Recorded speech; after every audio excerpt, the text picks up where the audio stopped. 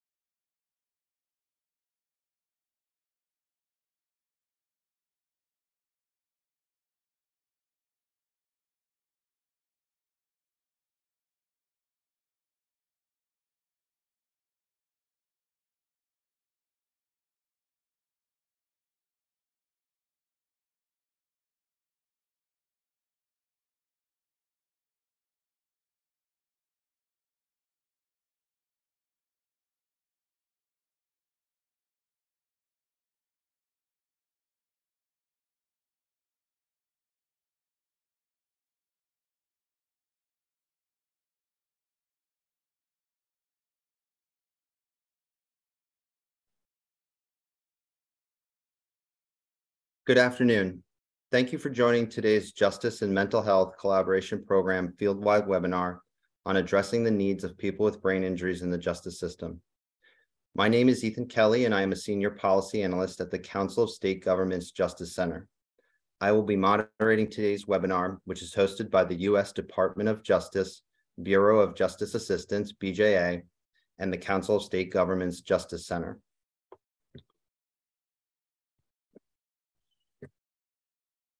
To give you an overview of today's webinar, first we will do introductions of our panelists and organizations. You will hear a presentation on the prevalence of traumatic brain injuries in the justice system, the importance of screening, and key resources and supports for people living with a brain injury. And toward the end of the webinar, we'll have time for questions and answers with today's presenters. Anytime during the webinar, you can ask a question by clicking on the Q&A button at the bottom of the screen and entering your question. This includes both technical and content-related questions. We will try to reply to technical questions in the chat as we go. For the content-related questions, we will keep a running list and address them at the end of the webinar. We will do our best to get through as many questions as possible. If you encounter technical or audio problems during this webinar, please click on the link that we shared within the chat. Please understand that there are some technical issues that we may not be able to resolve. We are recording the webinar and we will post it along with the PowerPoint slides on our website within 1 to 2 weeks. And now for our introductions.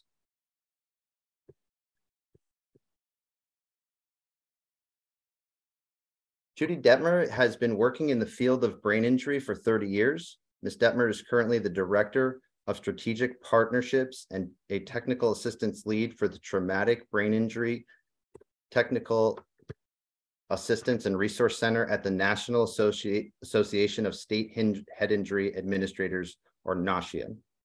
Ms. Detmer has provided technical assistance to numerous states, including but not limited to screening on brain injury, developing infrastructure within state systems such as departments of education, criminal justice, and developing and managing advisory boards and councils. Maria Fryer is a policy advisor for the U.S. Department of Justice, Bureau of Justice Assistance. She oversees the justice and mental health portfolio and collaborates with the CSG Justice Center to assist states, local governments, and behavioral health organizations to better understand the relationship between the criminal justice system and mental health populations, and to help create policy and programming that meets the needs of municipalities and the citizens they serve.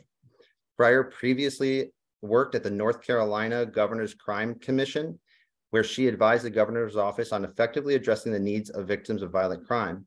In addition to working with families overcoming violence and instability in Coffee County, Alabama, Fryer worked in community corrections in Fayetteville, North Carolina, helping to develop intermediate and community-based sanctions for repeat offenders with drug addiction.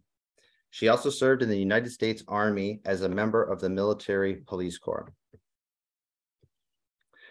Rebecca Wolfkiel joined the National Association of State Head Injury Administrators as Executive Director in January 2018. She brings over 15 years of experience in promoting policies that provide resources for individuals with brain injury and their families. In her role as Executive Director, Rebecca is committed to representing the interests of state governments and supporting the unique and integral role they play within the service delivery system. Rebecca has also worked with the former Pennsylvania Governor Tom Ridge at the Ridge Policy Group for 10 years, where she formerly represented NASHIA as a government affairs advisor. Thank you all for being in the webinar today.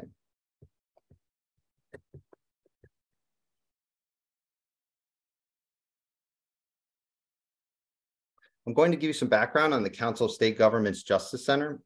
The Justice Center is a national nonprofit, nonpartisan organization that combines the power of a membership association representing state officials in all three branches of government with the expertise of a policy and research team focused on assisting others to attain measurable results. Our staff develops research-driven strategies to increase public safety and strengthen communities. Next slide. The Justice and Mental Health Collaboration Program, or JMHCP, was established in 2005 and is funding the training today for the field at large. Some of the attendees may currently have a JMHCP award or may have received one previously. And now I will turn it over to Maria Fryer to talk about BJA. Maria. Great, thank you, Ethan. And hello, everybody. Thank you so much for attending today's webinar about the needs of people with traumatic brain injury in the justice system. And my name is Maria Fryer, and I'm sorry I'm not on camera. I'm having some video issues, but I am the policy advisor overseeing the Justice and Mental Health Collaboration portfolio, which also includes the Connect and Protect program, for about 8 years now at BJA, where we partner with the Council of State Governments Justice Center to provide training and technical assistance to the field. And many of you may be familiar with BJA and have benefited from the webinars such as this one, as you collaborate with your community partners and serve people in need of services.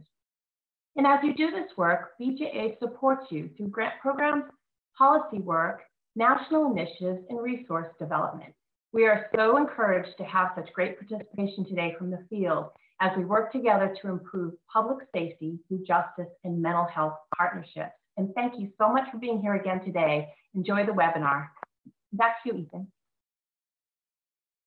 Thank you, Maria. Okay, now I'm going to turn it over to the National Association of State Head Injury Administrators for their presentation.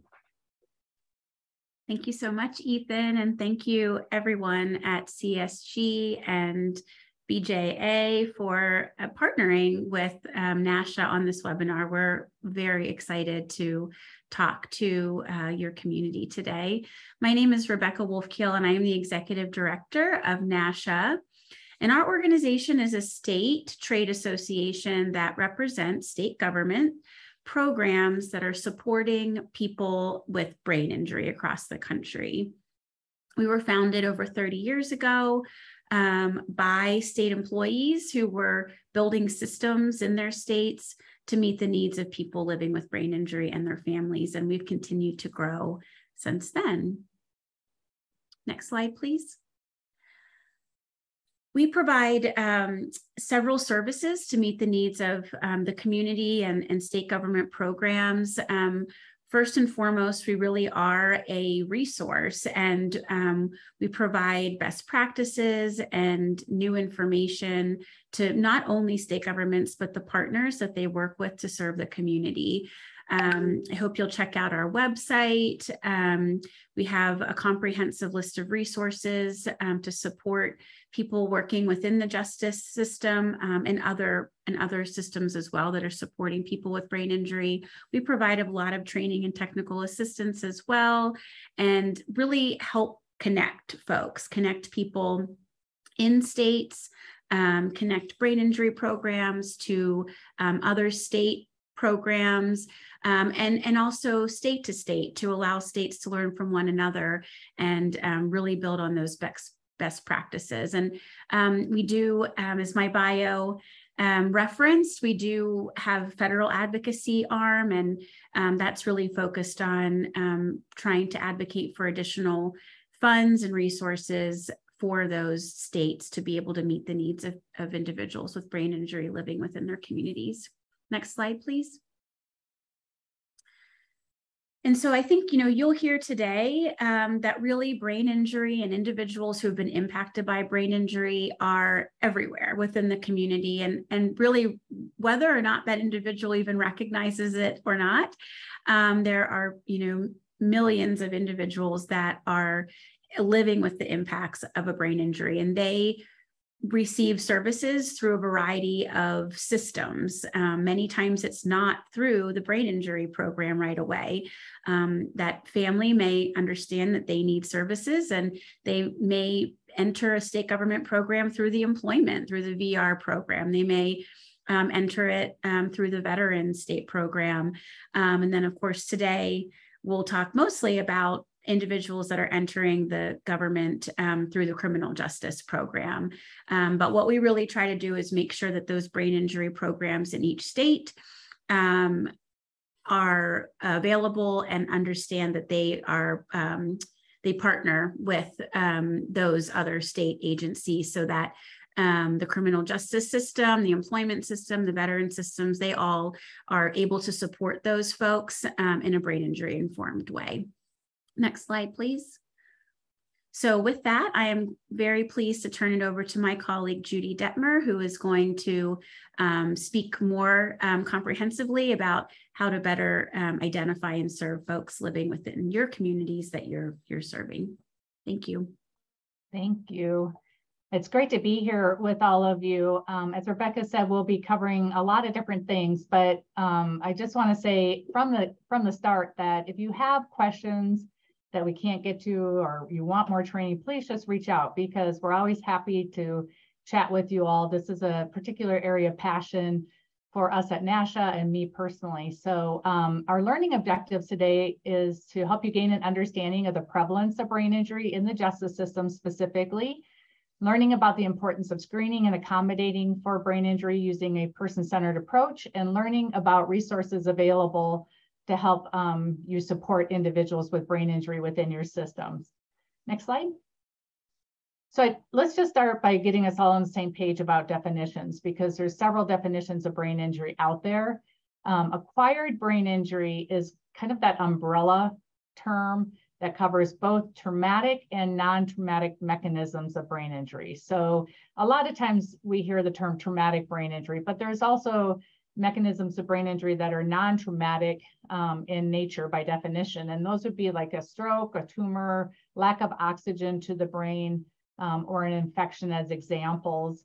Traumatic is really about that external force. So the data that we have tend to be focused primarily on traumatic brain injury. So you hear data, just know that there's also more than what the data would reveal, because we do not at a national level have great mechanisms for data collection for non-traumatic brain injury. I'll just be using all the terms interchangeably, so just know where that's coming from. Next slide. The other terms that we hear a lot with brain injury are the terms mild, moderate, and severe. These are classifications of severity that are assigned at the time of injury. So you do not have to lose consciousness to have a mild brain injury. You have to have altered mental status, but you do not have to lose consciousness. And this is often referred to as concussion. So most people are very familiar with the term concussion. There's been a lot of recognition around concussion, both with the latest conflicts in war, as well as obviously through football, but concussions can be sustained in many, many ways. And then moderate is loss of consciousness 30 minutes to up to 24 hours. Anything over 24 hours is a severe brain injury, and you hear the term coma, that's a severe brain injury. And I just want to say a caveat, and you'll kind of gain an understanding of this as we go through the presentation. People often say, oh, it was just a mild brain injury, therefore there's no reason to be concerned or to think about long-term consequences. True that a lot of people will recover fully from a mild brain injury, but some will not. And I just want to caution you against kind of correlating these terms with outcomes, because that's not really what they're meant for. Next slide.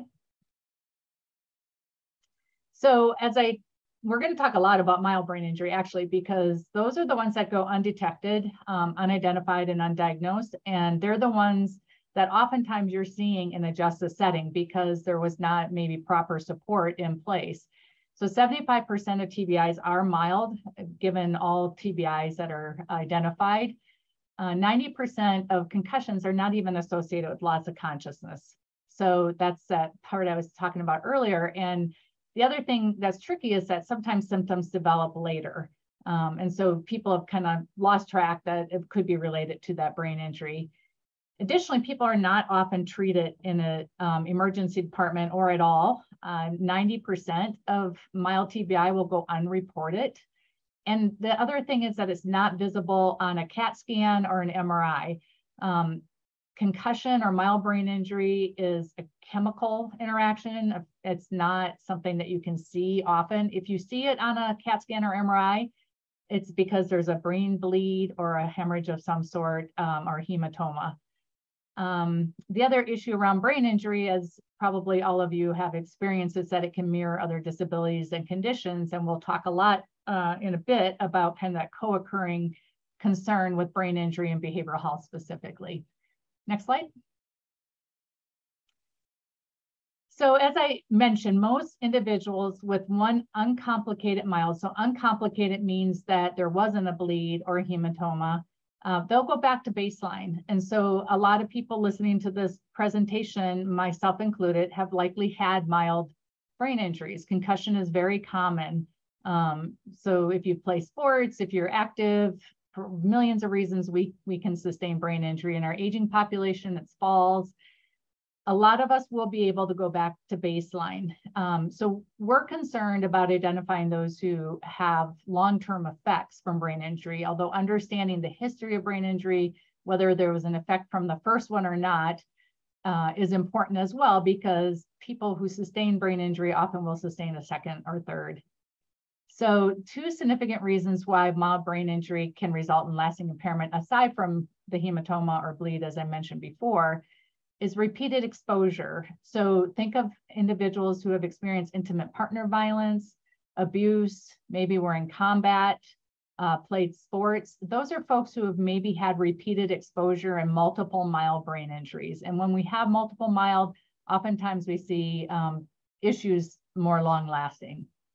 And then the other piece is the co-occurring conditions such as addiction or mental illness. And those of you working in the justice system out there, this is so many of your folks, as you know. So oftentimes those things all go hand in hand. Next slide.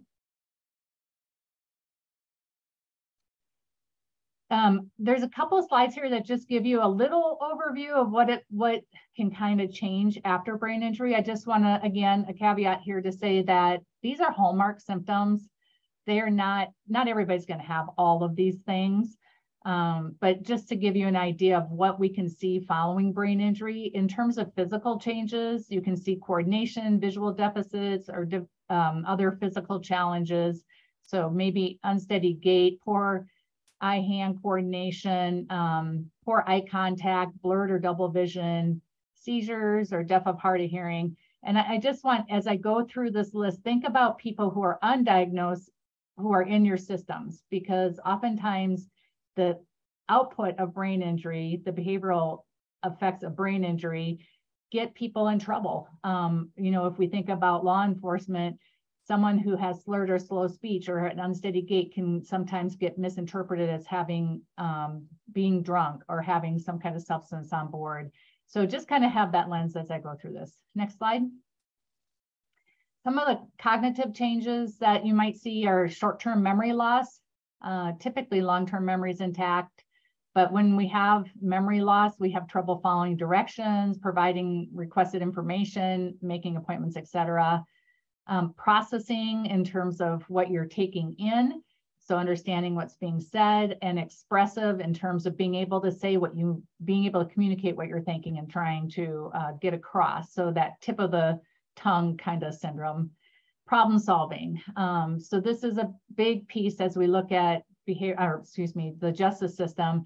We see impulsivity, easily frustrated, sexually disinhibition, verbal, physical, being combative, interpersonally inflexible, and then poorly organized. So a lot of these things can lead to issues with justice system. Next slide. Same with emotional changes that follow brain injury. Oftentimes people after following brain injury will have depression, such as flat affect, lack of initiation, sadness, or irritability. They may be unaware. So one of the issues that people run into is that part of the brain is injured. They really do not see themselves as others see them. So it's very challenging to give feedback at times. And sometimes it's very challenging for them to read social cues. At times people have confabulation where they make up stories, they perseverate, maybe have post-traumatic stress disorder as a co-occurring condition, and anxiety can follow brain injury. Next. So these are some data just around those co-occurring conditions. And this is in a general brain injury population. And you'll see kind of what this looks like in a justice population in a minute. But you can see that it's pretty much higher for even a general brain injury population in terms of, as we look at suicide attempts with 28%, with suicidal thoughts, 17% with attempts, compared to 4% in the general population. Same with substance use. We don't have the general population data here, but you can see kind of the high rates of substance use in a general TBI population, and mental health, where we have significant mental health issues following brain injury compared to the general population, which is already high. The next slide. So next, I just want to talk about the impact of brain injury for those in the justice system. Next slide. Some of the data that we have show, and this was a meta-analysis that was performed, around 60% of those involved in the justice system reported a lifetime history of brain injury. And that's compared to 8.5% of the general population. So that number is alarming when you're working in a justice system. So very high prevalence of brain injury, at least in terms of reported lifetime history in that justice system. And then that's for adult. And then for youth, we see around 30%. And there is a new study that has not been published yet that has that closer to 46%. And then women, this was in a Colorado study that looked at female offenders, and it was 97% endorsed a lifetime history of brain injury. And that is largely, as we did a secondary study on that, largely due to intimate partner violence. That's the mechanism of injury for the females that were incarcerated. So you can just see that it's a pretty significant issue. Next slide. Why this matters is because we see negative outcomes for those involved in the justice system. I mean, obviously being involved in the justice system is a negative societal outcome, but in terms of being within the system, we see increased utilization of services while incarcerated, lower treatment completion rates and higher disciplinary incidences, lower ability to maintain rule-abiding behavior, higher number of incarcerations, higher rates of recidivism, which you can see is actually significantly higher with 69% compared to 37% without TBI. And then just in general, we know criminal behavior can increase after traumatic brain injury. Next slide. There's some studies, and this is again out of a Colorado research project that I was engaged in. There's particular psychosocial vulnerabilities that we see. And we talked about this co-occurring, but in a justice population, as I mentioned, it's much higher. So if you think of history of substance use, in this study, it was 95% endorsed a history of substance use. And this was through diagnosis, actually. Same with mental illness, 76%. And the gray bar is what the general population is. 39% had attempted suicide, 60% had experienced childhood trauma, 60% had experienced adult trauma, and then 62% had experienced school suspension. I see the slide and I see opportunity in terms of thinking about early intervention when we know people have some concerns, especially around you think about childhood trauma, adult trauma, and school suspension. There are opportunities to identify at that point and help get people the support they need so that they maybe can not divert from the criminal justice system. Next slide. So this slide, it doesn't show this very well with this particular layout, but what we know is that with each new brain injury, problems worsen.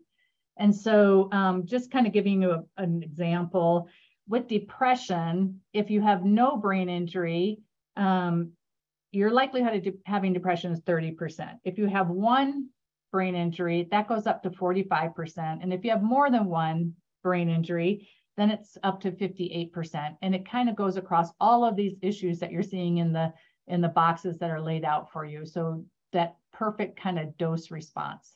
Next slide. Next, I want to talk a little bit about screening, referral, and support. Next. So I know it can be overwhelming to think of brain injury and working and supporting people with brain injury because it does seem very complicated, and also it lives in kind of a medical paradigm. But the reality is we all have training, we all have solutions that we can and strategies that we can employ that will help these individuals. And I hope that this next section illustrates that. Next. So the sequential intercept map, which I'm sure most of you are familiar with, that was developed by Policy Research Associates, is such a great tool. It helps us in brain injury understand the criminal juvenile justice setting and think about what are those points of intercept in which we could be providing support for things like screening and supporting people with brain injury.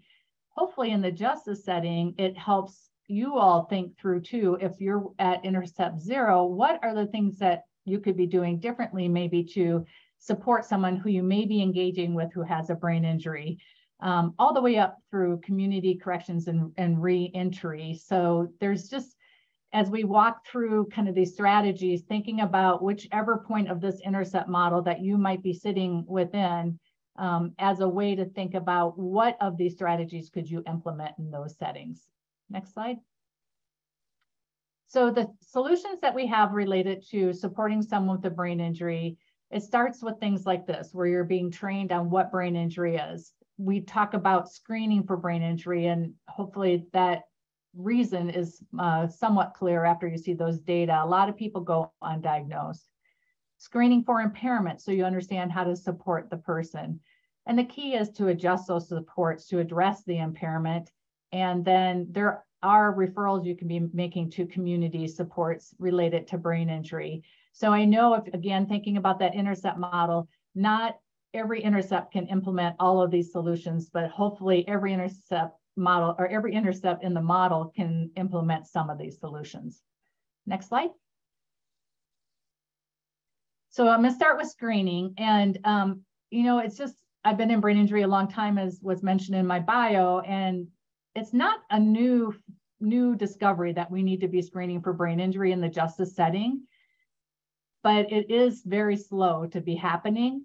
And so hopefully that starts to increase, but it was recognized in 2005, the need for screening. And in addition to that, as we mentioned, those co-occurring conditions, so it's not only screening for brain injury, but screening for substance use disorder, co-occurring mental health diagnosis within that brain injury population, and vice versa. So if you know you're working with someone who has a substance use disorder or has mental illness, it would be wise to screen for brain injuries, especially in the justice setting, because that co-occurrence is so significant. And then educating. So that was one of the first solutions that we talked about, is educating personnel for how to manage and support individuals with TBI. And we'll kind of walk through how you do that on later slides. Next.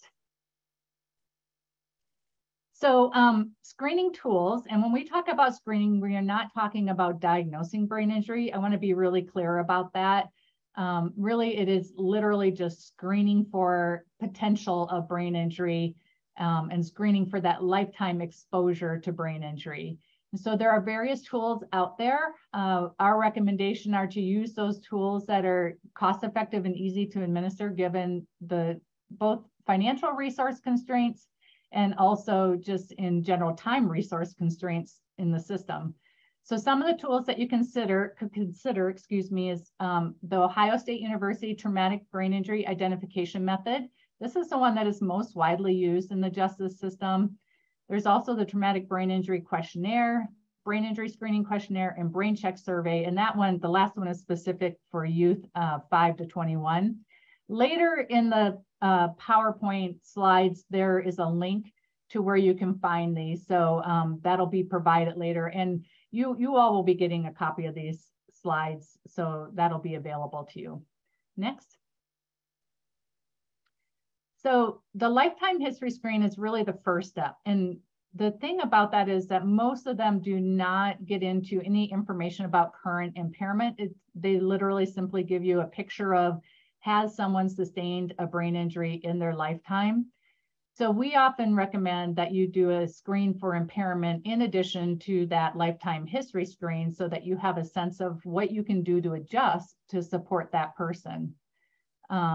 And then it's also helpful for that individual to understand what they're struggling with. When we do screening in a justice system specifically, oftentimes when we finish that screen, if they're positive for lifetime history screen, that's the first time they're even understanding they had a brain injury. And so their ability to understand what to do with that, how to advocate for themselves, how to adjust and support themselves is not there yet. So doing a screen for impairment helps you think through those supports that could be offered. Next. So again, the same thing as in lifetime history screen, we really focus on tools that are cost effective and easy to administer.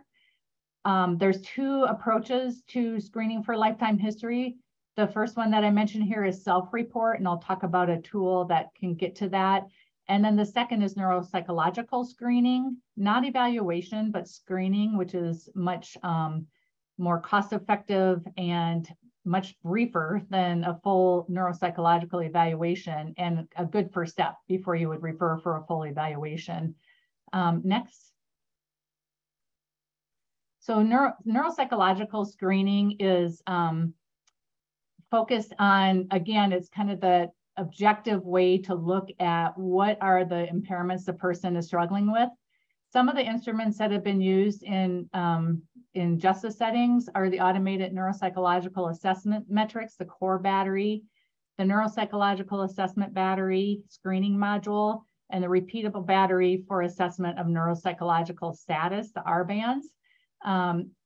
It depends on which instrument you're using in terms of what level of education and qualification you need to implement those, but these are pretty accessible neuropsych screening tools that are used. In terms of self-report, MindSource Brain Injury Connections in Colorado Department of Human Service developed a self-report screening tool. There's both an adult and a juvenile protocol. And again, there's a link to those later in the presentation that you can look at your convenience. But next slide. So just to give you a quick glimpse of it, it takes those hallmark areas of brain injury and asks questions to kind of get at, is this person struggling with any of these issues, like memory concern, problem solving, organization, those kind of things. So you can see how those questions are asked. So they're put in lay people's terms. And I just want to focus on that this is really meant, I mean, people with brain injury are not the best, oops, sorry about that, cat knocked something down, are not the best self-reporters often, but they are, this tool will help you think about where they are with their thinking about their own impairments. And you as a practitioner or someone supporting someone with a brain injury eventually might say to them, I know you didn't notice that you had this impairment, but I just want to point out this is what I'm seeing and help them get there eventually. But this is a great place to start. It's a very person-centered approach. So thinking of memory concerns, the questions go, as you can see, losing or misplacing important items. I do not experience this problem at all. I do experience this problem, but it really doesn't bother me. I'm mildly bothered, I'm moderately bothered, or I'm extremely bothered. And once this is completed, what happens is, next slide, I think it's in here anyway. What you'll get in return, so this is automated on a website, and that link is also later. But if you need any more, if you have any more questions about it, feel free to reach out to me. The person completing it will get strategies related to how to address their memory problems, any problems that were identified in that screening. And they're written in terms that are accessible for someone, I think it's up to a 6th grade level. And they're tip sheets, they're all research-based strategies. And then there's a strategy guidebook for professionals that covers the same kind of information. So you as a professional know how to adapt and adjust what you're doing for that individual. Next slide. I just want to bring up that we at NASHIA are developing an online brain injury screening and support system we call OBIS.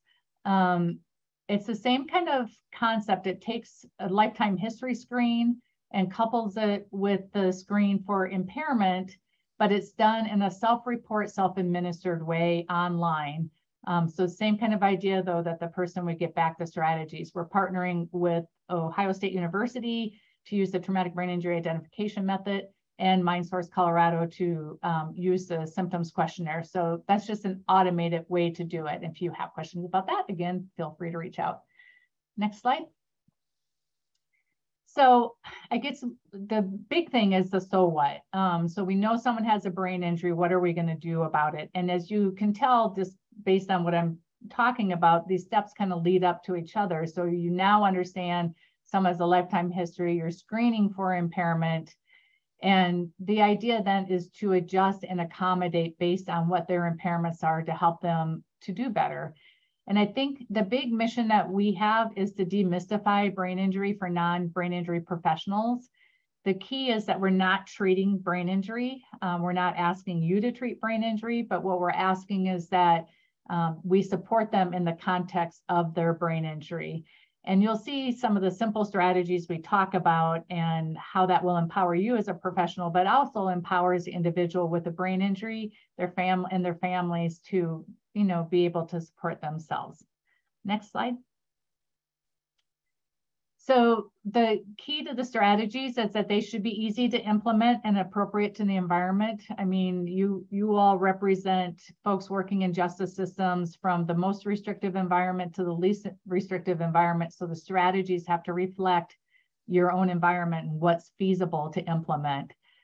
They should be person-centered. And as I talked about with that kind of person-centered approach with the symptoms questionnaire, the person needs to be integral in recognizing the need for the strategy, helping to develop what strategy is going to work for them, and monitoring their own progress. So thinking about developing a strategy, if I am someone who uses my calendar on my phone for everything and reminders in my phone, that should be part of my strategy if I have a short-term memory problem. If I'm a person who writes stuff down and I'm very inept with using my phone, or I don't have a phone, or I don't care about a phone, then you should use a paper pencil strategy. So that's just a simple example of that. Next slide. There are building blocks to how our brain develops, and that website that is on this slide is a great one to go take a look at, and you can see the building blocks of brain development. Our brains all develop in a similar fashion. We have the fundamental processes, which are memory, processing speed, attention, inhibition, and sensory motor. Those are your base in terms of if you look at it as a building block formation. On top of that, once you learn those, then you start to learn intermediate processes like language learning, visual spatial processing, but you need to have the foundation to build on to do the intermediate. And then you end at higher order processing, which is all about that executive functioning. The mistake people make, because executive functioning deals with everything like impulse control, problem solving, organization, all of those really challenging things that get people in trouble if they're not doing those well, if they have executive dysfunction. People tend to go right there to try to address that problem. instead of looking at what are some of the underlying fundamental processes or immediate processes that might be affected that are impacting their ability to do higher order processing. So I just give you that as a bit of a framework to think about. If you take out something like attention or memory in terms of those fundamental processing, you're going to be left with kind of a shaky building block set. Our goal as professionals is to help with compensatory strategies to help someone to mitigate the impact of those issues or impairments that have resulted from the brain injury. We are not going to cure their attention problems, but we are going to give them support and compensatory strategies to help them be able to shore that up and be able to go on to do the other processes. Next slide. So give you an example of what this looks like, because it really is quite simple when we think about how we can support people with brain injury, and you all can do in any setting that you're working within. So first, it's important to understand what you're seeing. So oftentimes it's not like you're going to get somebody in front of you who says, I have impaired attention. They won't have that language. You won't have any kind of information helping you with that. But what you'll have are behavioral things like they fidget or squirm in their seat. They interrupt conversations. They're off topic, etc. And then you can start to think about, does this person have an underlying attention deficit issue? Next slide. And again, thinking about simple strategies, which is what we focus on with this, is, and these are really universal strategies. As I read through these, you're going to say that could work with almost everybody that I'm interacting with, which is true. And it can, and it's helpful for anybody. It's critical for people with brain injury to be successful, but helpful for everybody. So these are really universal strategies. So for impaired in attention, as example, you want to make sure you have the person's attention before giving instructions. That sounds very simple, but oftentimes we don't do that. Working on one task at a time to avoid the need for divided attention, reduce distractions, thinking about that physical space is really, really key. Things that would not maybe be distracting to you, think about it from the lens of a person with a brain injury. Keeping instructions brief, simple, and to the point are another example. Next slide. So again, looking at another example of this short-term memory loss, what it looks like is that maybe the person can't remember more than one thing at a time. They appear disorganized. Sometimes what happens when people have brain injury is that they get kind of put into a box of having behavior problems because they can appear manipulative. They can appear like they have an attitude problem when it's really underlying deficits. And we'll get to kind of a can't versus won't model in a minute. Next slide. So again, thinking about really easy adjustments and accommodations, just repeating information and summarizing information, thinking about providing a written summary. We work, in the court system and having judges help take the time for someone to say, write this down, so that they are writing down what's being asked of them so they can remember. That's just an example. Sticking to routine as much as possible to minimize the need to remember things, or it helps to build in that long-term memory, and keeping information concise, tangible, and relevant. Next slide. So I mentioned can't versus won't, or skill versus will. This is really an important concept when we think about the criminal and juvenile justice setting. Any setting, quite honestly, but especially in the criminal and juvenile justice setting. If we as professionals interacting with someone think that they have the skill but choose not to use it, we're likely to think of punishment. If we think they don't have the skill, we're less likely to think of punishment and more likely to think of teaching the skill. And I'll illustrate that in the next couple of slides. Next. So when you think about the function of behavior, there's two things you're trying to do. Next. One is to get social status. And if that's what we're perceiving they're after, then we feel manipulated. Next. The other is to get away with something. Again, our response as professionals is to feel manipulated. Now, if we put in the paradigm of the kind of building block structure that I talked about, you're going to start looking at this with a different lens. Next. So again, thinking about those fundamental processes and intermediate processes that I mentioned earlier. If someone has an impairment to their attention, their memory, or learning processes, we're going to start approaching how we address this differently in a skill building approach versus a punishment approach. Next. You want to think about these across all the environments that they're interacting. Like, are these consistently happening across environments? And if they are, then you know this is probably a skill deficit. Next. So again, putting this in the context of skill deficit, if you feel like someone doesn't follow rules doesn't feel rules are fair and express feelings inappropriately, or is off task, or can't remember, your strategies are going to be different. Next. And you can do all three of these. There's two more. So again, thinking about the rules, well, you're going to teach them appropriate ways to express verbal discontent. And it's going to be something that you have to kind of repeat with them. It's not going to be automatic that they learn that. You're going to make sure you have their attention before reviewing expectations. You're going to write out or draw out steps to compensate for the memory. Next. And you can go ahead and put up the other three. So same kind of thing with some of these other areas, just to give you these examples about when you can see and identify what that skill deficit is. Instead of punishment, what we're trying to do is teach the skill. And then what you want to do is repeat and ensure that they can actually demonstrate that they have the skill.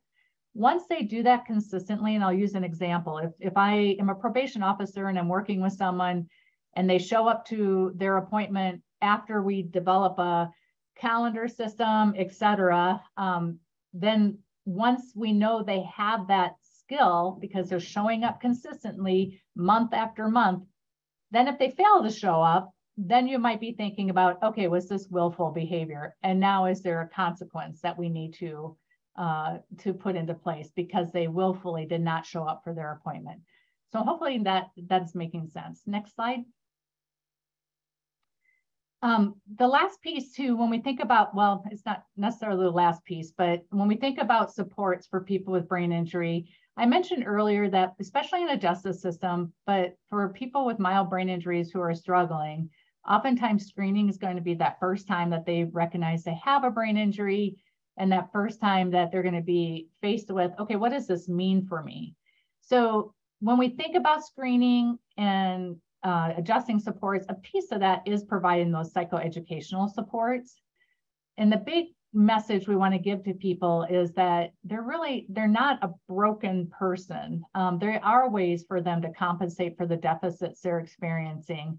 And it's really meant to be empowering for them so that they can then take that information and start making change in their life. But it's not going to be an immediate, oh, I get it, I have a brain injury, this is what that means for me, because this is the first time they're really understanding what even a brain injury is. So kind of implementing psychoeducation supports is critical. Next. Again, I mentioned MindSource Brain Injury Network in Colorado. This is an example of a psychoeducational curriculum, and you can see the URL down below in the slide. If this on that URL is a facilitator guide for this curriculum, and it goes over things like understanding TBI symptoms, understanding memory skills and goal setting, emotional regulation, communication mastery, TBI and anger, stopping and thinking, and then grief. And grief is a tricky concept when it comes to brain injury because it's not, well, grief isn't linear for most things. And it's definitely not linear when we talk about brain injury. So we often want to talk about what that means for someone who's understanding they have a brain injury. So if you were interested, you can go take a peek at that as kind of a tangible tool for you. Next. I want to say that in the time that I've been doing brain injury, this map would have been a lot grayer, even just a few years ago. But now we have many states that are taking some steps to address needs for people with brain injury in the justice system. So this map just kind of gives you, at least to date, my knowledge. And if someone knows of something else, please let me know. I want to give a shout out to Desiree with the Protection and Advocacy Program in North Carolina. She is the one who really pulled this information together. She surveyed states to find out what they're doing in this space with justice and brain injury. And so you can see where there's some initiatives going on. And if you want to have more information about a state that you might be in or interested in, please contact me and I can connect you to the folks that are doing the work in that state, or connect you to Desiree, who will have more information than I will. So next slide. So lastly, we want to have opportunity for you all to be able to answer your questions. So as I kind of go through this my resources, which are the very end of this, maybe be putting your questions in the Q&A part or little bubbles down below. Next slide. Oops, next slide. Sorry, I said that in advance. I do want to walk through some of these resources real quick, and then I promise you I'm going to leave you time to ask questions. But I want you to be aware that because I leave you with this information and hopefully it's been helpful, but there are so many resources out there for you in terms of supporting your journey and working with people with brain injury. So I'll walk through a few of these rather quickly and then leave time for questions. So one thing that NASHIA developed in partnership with Dr. Kim Gorgans is a neuropsychological screening course. So remember, I talked about 2 ways that you can identify impairments, neurological screening being one of those ways. So if you are a master level clinician and are interested in gaining skills for screening for impairment for people with brain injury, you can take these courses. And if you have questions about that, you can visit our website or chat with Haley. Next. Our website also has several guides and tools for you in terms of supporting your understanding about how to work with people with brain injury. I've listed a few here and there's a few further into the slides. We also we also have a Leading Practices Academy on brain injury, and some of the states that were in color there are part of our Leading Practices Academy. So if you are in a state and you want to develop infrastructure for screening and supporting individuals with brain injury within a justice system, you can take part in our Leading Practices Academy. We have one that'll start up in January. They start every January, and it's people continue for the next year or several years. Anyway, so if you're interested in that, please do take a look at our website. Next. There's our website, for example, and we have the best practice on criminal juvenile justice guide that is helpful. It's written in terms of a state brain injury program, but would be useful to anybody who wants to look at that. Other resources, most states have either a brain injury association or a brain injury alliance within their state. They are tremendous resources in your states. So that referral piece in terms of once someone's identified, maybe they're leaving and going into community reentry, maybe they're in probation, the brain injury associations or alliances in your state can be such a great resource for resource facilitation and other informational supports.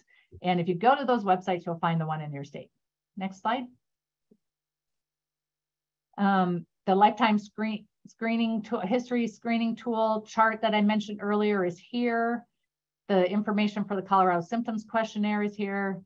Another couple of just general and great resources are BrainLine, all kinds of information about brain injury there. The Model Systems Knowledge Translation Center. So in our country, we have model systems for traumatic brain injury, and they do a great deal of research and come up with evidence-based practices, and the Model System Knowledge Translation Center posts where those lie. So anyway, that's a great resource for fact sheets and other things. Next slide. So this is the symptoms questionnaire that I mentioned. So if you're interested, you can go to those links to find those. And then the neuropsychological screening batteries are found at this link. Next slide. Dr. John Corrigan, who developed the Ohio State University Traumatic Brain Injury Identification Method, is a huge pioneer in the field of brain injury and mentor to me, he developed this Accommodating the Symptoms of TBI booklet. So if you think about those kind of universal approaches to supporting someone with a brain injury, this booklet has them all broken down. So it takes all those hallmark areas, and there's corresponding strategies for each of those areas in this booklet. You can go online. There's an order form if you want a hard copy. There's a way to download the PDF if you don't need a hard copy. Next slide. The MYRIC in Colorado for VISN 19, so the Rocky Mountain Regional Network for the VA, they developed an online mental health and criminal justice brain injury toolkit. That is also a great resource. It helps walk through kind of what there's information specific for veterans. There's information specific around criminal juvenile justice, gives you background and education on brain injury, talks more in depth about screening and assessment tools, talks about treatment modifications and suggestions. So those of you who are clinical, there's some great suggestions there, and has just additional resources. So yet another great resource for you all. Next slide. If you're working with youth with brain injury, I highly recommend you go take a look at Co-Kids with Brain Injury. If you go into the Educators and Professional tab, you'll find those building blocks of brain injury that I referred to. There's also a whole breakdown in terms of area of impairment, what kind of assessments could be helpful in assessing for sure that they have that impairment, and then what kind of strategies would be helpful in terms of some of those practical strategies that that we talked about in those couple of examples. So that's a great resource, especially if you're working with youth. Next slide. So the last few slides are just really more about the sources. So if you want to learn more about where those data come from or any of the research that's out there, you can go to those citations and take a look. And I believe, Ethan, that covers the content. Yeah, excellent. Thank you, Judy. You know, while we're on resources, and I know there were a couple of folks who were asking about training and how they can go about requesting training. So I don't know if you want to just talk a little bit about that so people have an idea of where to look. Rebecca, I'll let you take that one. Great. Well, yeah, please go to our website at NASHIA.org. On our homepage, we have our upcoming trainings. We also love to partner with organizations like this one and give specific trainings. So if you email Judy or we can talk to you about specialized trainings that we can do in your state or your county or in partnership with this group and others.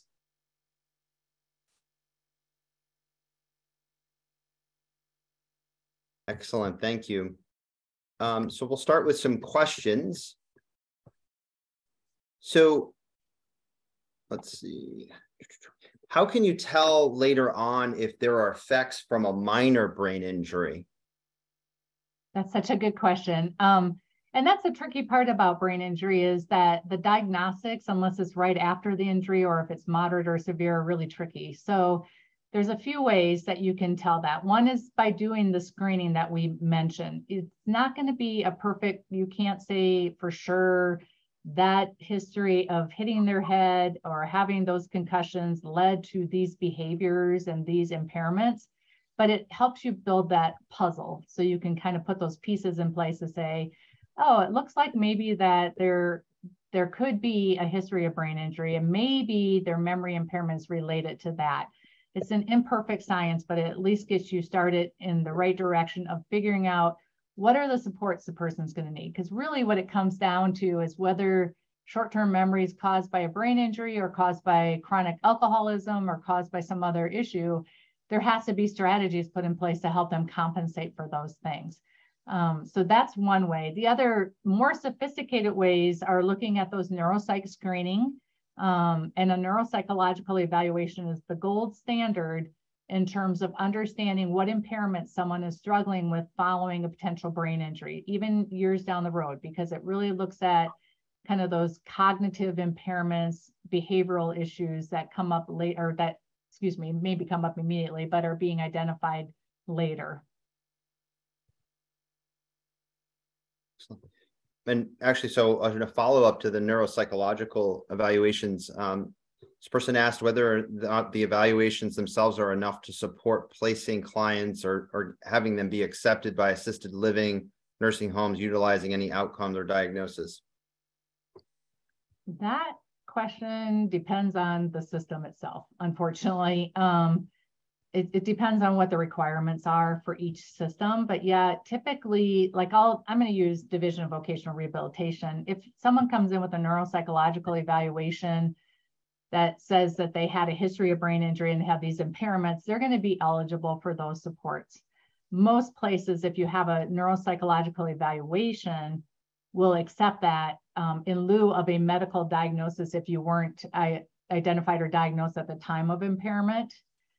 It gets a little trickier, I think, around screening, neuropsych screening. So for example, Dr. Gorgons, who I partnered with in Colorado around the neuropsych screening, was also always very cautious to say, you can't really use the screening as a way to say, I need Social Security disability income, or some of those eligibility criteria that are a little harder, but it is a way to clinically drive your practice. So I hate the answer, it depends, but it really does on what system or setting specifically you're talking about. But neuropsychological evaluation is really that gold standard again and it should be acceptable in terms of eligibility for a lot of programs.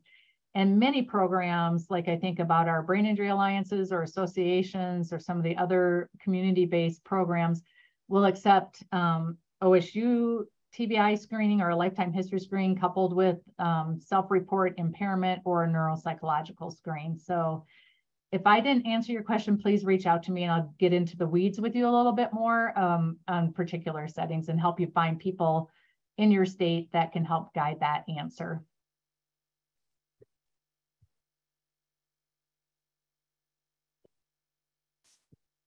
Excellent. Here's another question. So from a medical standpoint, what follow-up is typical or needed for someone with severe TBI?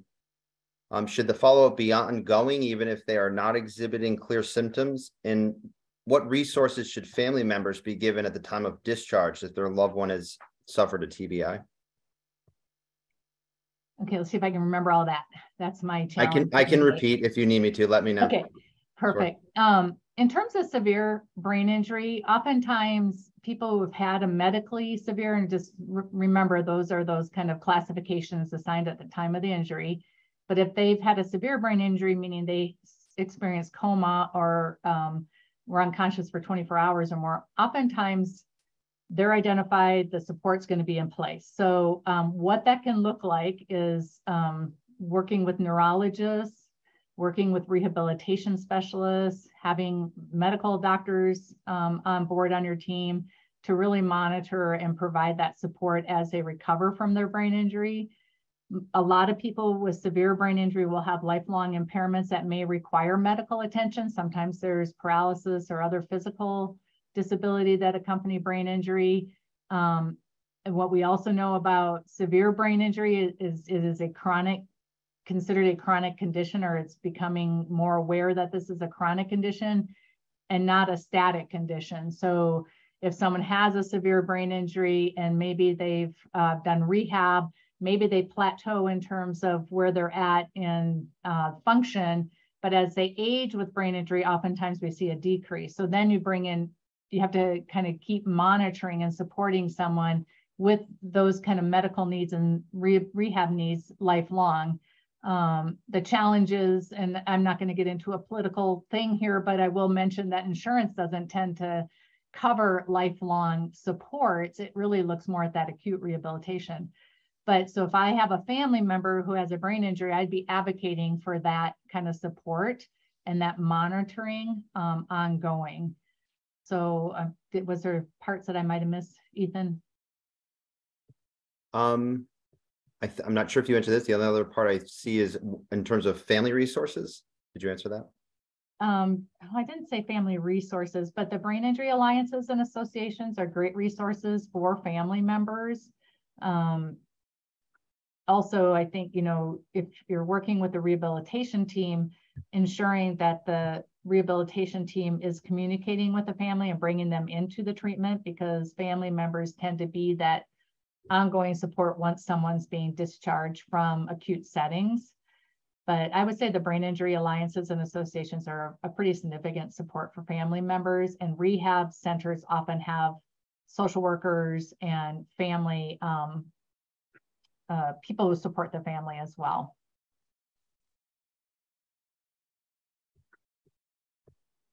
Excellent, thank you. So here's another question that has to do with TBI and people who are found not competent. And the struggle is with individuals with TBI who need supports placed with upon release with serious charges who are found not competent and not likely to be restored, and whether or not anyone is doing anything innovative around this population.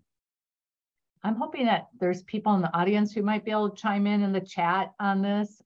It is such a tricky area around that competency piece.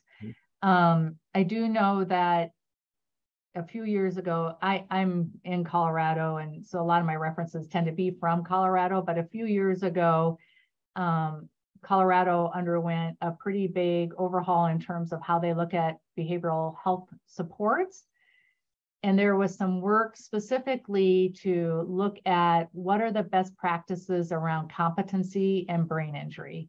Now, I can see if I can get my hands on the information that resulted from that kind of report. I don't know of people specifically who are looking at competency. A lot of the states that I mentioned in that map are looking at people once they're in the system. So it's something that I would love us on a national level to get ahead of and look at what are the competence, or what do we want to do with that? How can we support people who are looking at that? There are some states that are focusing on doing training with their behavioral health systems. So that would include training for those who do competency restoration type things and looking at brain injury and competency. But I can't give you a specific example off the top of my head, but I'm happy to dig into that a little bit more. It's such an important issue. Certainly, thank you. And I mean, just to follow up, I know that the Council of State Governments and the National Center of State Courts have both put out resources around competency stand trial. Again, it's focusing on a population that has a mental health diagnosis. And so I guess there would be differences here, Judy. There would be, but again, I think the likelihood of them having a mental health diagnosis in addition to brain injury is so significant. Right. So then it would be thinking about what does a brain injury do to make this more complex for somebody with a mental health diagnosis. So I think both have to be looked at. Mm-hmm. I am seeing the chat pop up here, and MJ, thank you for putting in the chat. MJ's from Pennsylvania. She put in some information about that in Philadelphia, I think it was. So kind of scroll through your chat if you're not, because I'm hoping that some of our brain injury folks out there are putting in some suggestions as well. Excellent. So you mentioned that criminal behavior increases with TBI. Just a point for clarification, Judy. So do you know what the prevalence is of this behavior being violent? I don't have a statistic on that, although there is just a general data point, and Adam Piccolino out of Minnesota Department of Corrections has done some research in this area to say that there is increased violent offenses in a brain injury population. I don't know the data specifically though.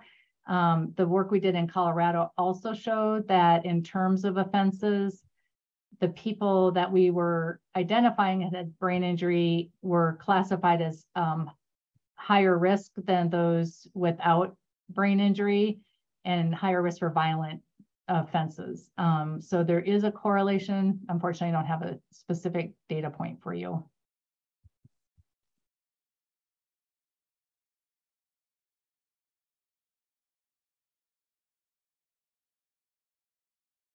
Okay, we have another question. Can you talk about the correlation of TBI and addiction, as well as any specialized therapy to help with this co-occurring issue? Yeah, absolutely. And Rebecca, maybe you could put in the chat, because I don't know if I put it in there, the toolkit that we did. So again, there's a high correlation of addiction, and some of the research shows up to 80-something% of people in the justice system who have been diagnosed with addiction also have brain injury. So each data point the prevalence becomes much higher in a justice system than even in a general population, but it's high in the general population as well in terms of addiction following brain injury or addiction prior to brain injury causing brain injury. It's kind of a chicken or egg issue when it comes to addiction and mental health issues. But so in terms of treatment, Rebecca put in the chat a great resource. So we collaborated with the Addiction Technology Transfer Centers to develop, in partnership with Dr. Carolyn Lemsky, a toolkit for addiction counselors to work with people with brain injuries. And then subsequently, we partnered with Carolyn to develop a workbook for people with brain injury and addiction settings to figure out how to work their way through addiction programs, because there are things that should be modified in terms of like 12-step programs and how you think about the steps people work through addiction because of issues related to memory, issues related to kind of that problem solving can interfere with their success in those settings. So I highly recommend taking a look at that toolkit. I think you'll find all kinds of support there if you're an addictions counselor.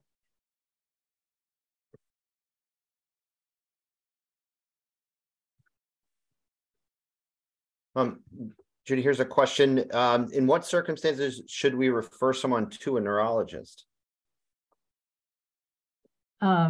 Before I answer that, I see my squirrel approach here because I saw a chat pop up from Dr. Nagel, Drew Nagel. Thank you, Drew, for putting that in there too. So again, just be scrolling through your chat because you've got some great resources here in addition to what I'm offering up. Sorry, say that again because I was a squirrel. Now I'm back on track. No problem. The question was at what point would they need to refer to a neurologist?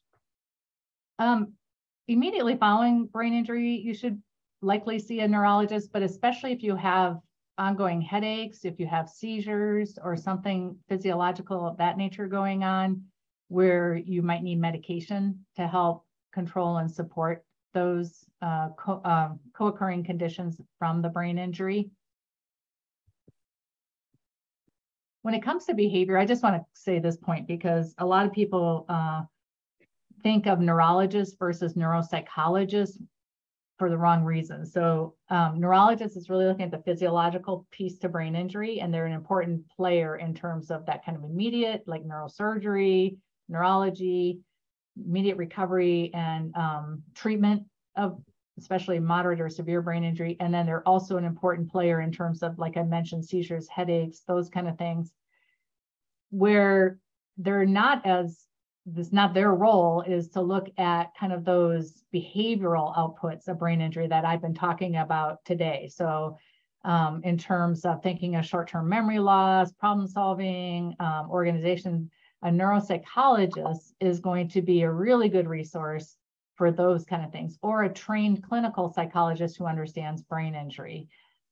So I just want to make that distinction because oftentimes people want to go to a neurologist for those kind of things when a neuropsychologist might be a better route.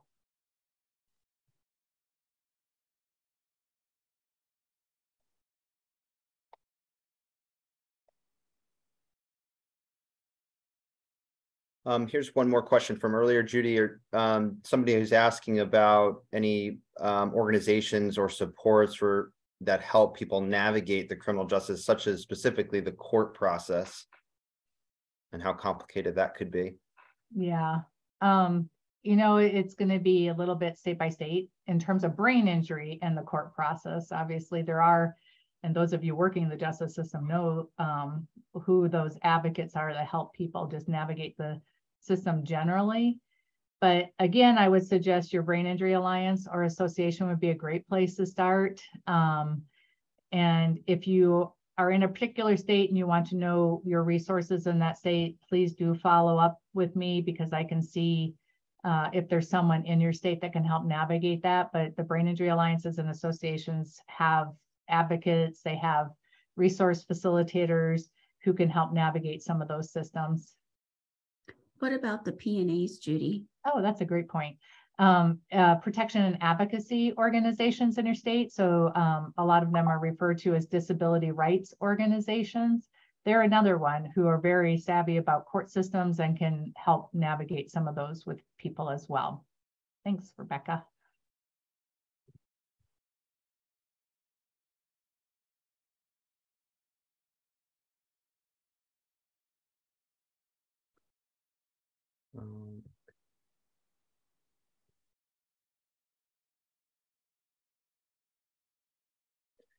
Any tips for dealing with the confabulation aspects of TBI during treatment?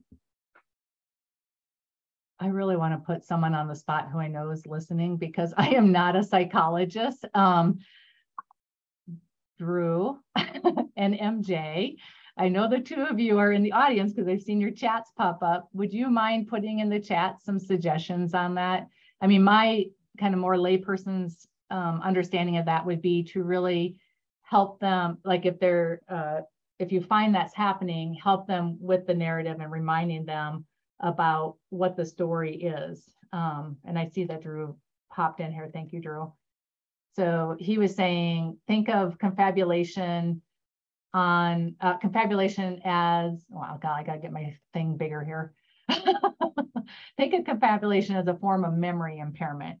The brain just tries to fill in for missing information. So that's kind of what I was saying. Like if you know what their story is, you can help them remember what that is because they're filling in the blanks. It's not like they're intentionally confabulating or lying to you. It's just their brain working to fill in the blanks. So thanks, Drew. I appreciate that. And then MJ put something in as well. So there you go. It takes a team.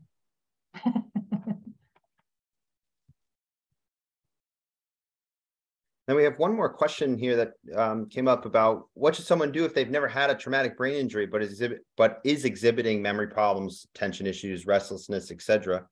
And since we've had some psychiatrists on the line, you know, I don't know if somebody wants to chat something in, but I guess, you know, I don't know if what comes up if an official or a validated screening for a brain injury has ever been done.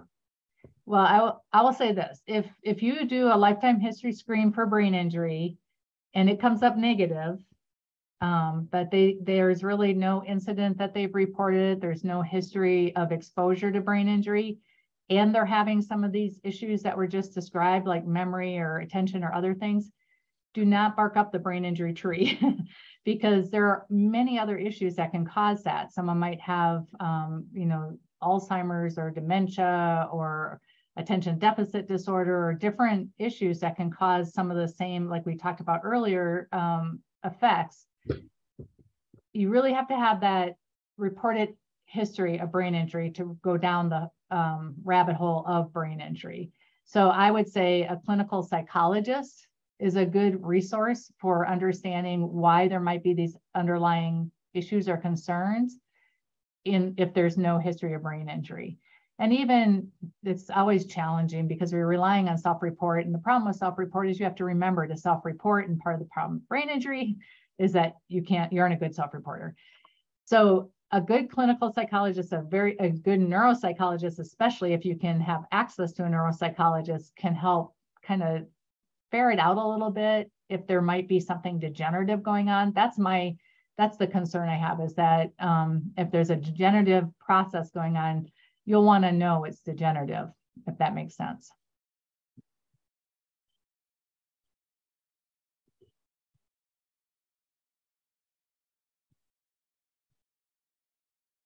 Another question. So any tips? So this is about memory problems being seen or viewed as non-compliance, particularly in court. And any tips that you want to point to specifically that can help with that executive function memory issue?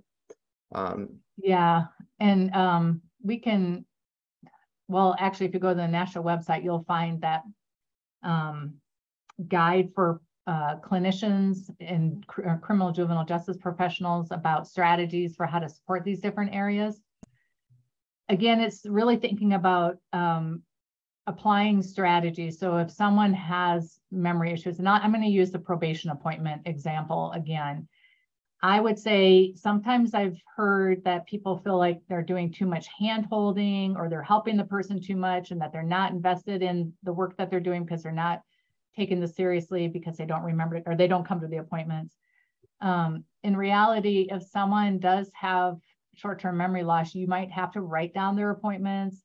You'll want to schedule the appointments at the same time in the same location as much as possible. Repetition helps build short-term memory into long-term memory, which is going to be what helps them get through without, missing appointments, etc. You might have to call them actually and say, don't forget you have an appointment coming up. And I know that again can be resource heavy, and it can feel like you're helping too much, but if someone truly has short-term memory loss, it might take that. And then the last piece, as I mentioned earlier, is just thinking about what memory aids would be helpful to that person specifically. So a lot of people don't use calendars or, whatever, and that might be a new thing for them to really understand how to use a system like that. So you'll want to work with them on how to write it down, put it in a calendar, set reminders for themselves. If they're good with kind of electronic devices, all of those things will help in terms of those memory issues. And then again, there's the whole guidebook on our website that you can take a look at as well. I think it's also linked in the PowerPoint. And one more question, Judy, in terms of resources for law enforcement and their interaction with people with TBI, any training topics that would be helpful for police officers? Yes, and this is something that we at NASHIA have been kind of working to promote training in this area. So we're happy to chat with you about that if you would like training in terms of that. But there are some states who have also integrated brain injury training into the crisis intervention training, so that there's an awareness about what brain injury is. Some of those really subtle, I think law enforcement, that intercept is particularly tricky because you're having to react so fast in a crisis situation. It's not like you can sit down and, hey, let's do the Ohio State University traumatic brain injury identification method. That's not what you're going to be doing. What you're going to be doing is looking for signs and symptoms like maybe they have a trach scar. So they had a tracheotomy and they have a scar here on their neck. Maybe they're stumbling, but you're not smelling alcohol. You're not seeing signs that alcohol or drugs are involved. These are kind of physical cues that you can use to think about, maybe something's going on here. But at minimum, just thinking about how, if someone's not responding to you, is it that they're not processing the information, or is it that they're willfully just not responding to you and taking that step back? So I guess in terms of training, we'd be happy to do any training related to that. There are resources in your state. Maryland is specifically very strong in doing training for law enforcement. North Carolina has done that. Colorado has done that. There are several others. I believe that the crew in Pennsylvania has done some law enforcement training. And I'd be happy to send you PowerPoints and different things that we've used in that area. So it's a good area to start looking at. We would love that area to be strong so we prevent people from escalating up in the system.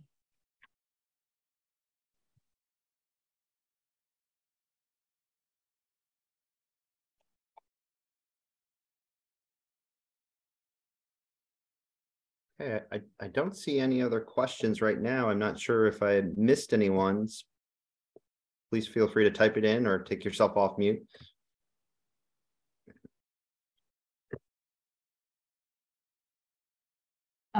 Ethan, will these chats be available to me? Because I'm seeing people wanting to coordinate in their own states, or I guess if you're putting that in the chat, our emails are right here. If you want to reach out to Rebecca or I or both of us, go ahead and do that, and then I'm happy to connect you with people in your state, because that is definitely one of the roles NASHIA plays, is understanding kind of who are the players within each of the states that we can connect you to. And Judy, yes, the chat is recorded, so we do have them for you. Okay.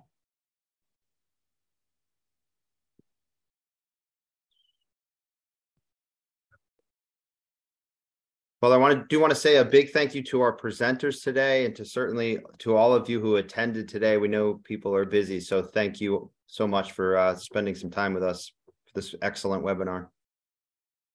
Thank you. I echo that. Thank you. I really appreciate that. I know there's kind of information overload going on with webinars at times. So I really appreciate all of you being a part of this, and it's such an important topic. We're gracious to you all for hosting this with us. Excellent. Thank you.